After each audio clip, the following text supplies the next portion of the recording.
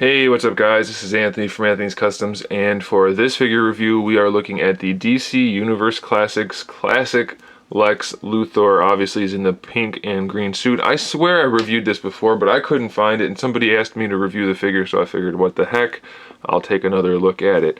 And despite the fact that he's pink and green, this is one of my favorite LEX LUTHOR designs, and I am pretty happy with the figure as well. We do have a few unique parts.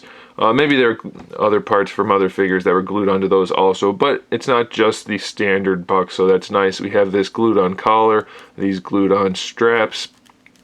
We have these little canister things on the sides there, so it makes him stand out a little bit. He looks pretty good. Otherwise, he's a pretty standard medium build body.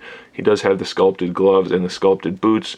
That's always nice. It's much better than a paint job. He has a flat belt with a paint application, but it looks kind of good because the black's flat and then the green's got a bit of a sheen to it, so that looks kind of nice.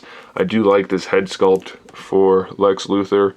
I think it looks just like him. I think it's a pretty good sculpt, and I love the shading they did. Hopefully you can see that. There's shading on his head and his cheekbones, on his forehead and his cheekbones. It looks really good, and then the eyes and brows are painted nicely, so I'm really happy with that.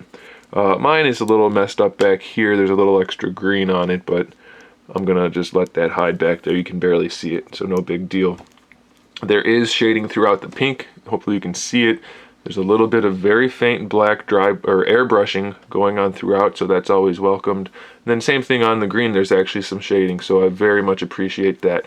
Articulation wise, the head has a swivel. It does look up and down a little bit. I'm not going to force it since the collar's there anyway, but it does move up and down, and you can lean it from side to side just a little bit, but just enough to give him some attitude, so I like that. Standard ball hinge shoulders, bicep, let's spin the bicep only, bicep swivel all the way around, 90-degree elbow bend, wrist swivel there. He does have a fist there and an open hand there. I thought he came with a gun, but it's not here in my baggie, so I'm not sure.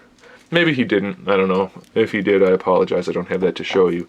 Ab crunch works just fine, waist swivel above the belt, no problems there. Standard hips, again, no problems. We have a thigh swivel right there. Standard knee joint, 90-degree bend, no problems. And then we have a very nicely ranged ankle pivot. So this guy's another well-executed DC Universe Classics figure. I think if you are a LEX LUTHOR fan, this is probably a must-have.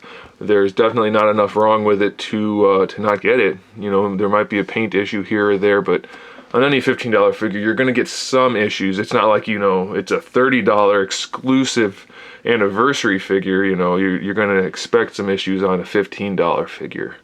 You know what I mean? Do you know what I mean? If you know what I mean, just put it in the comment section below.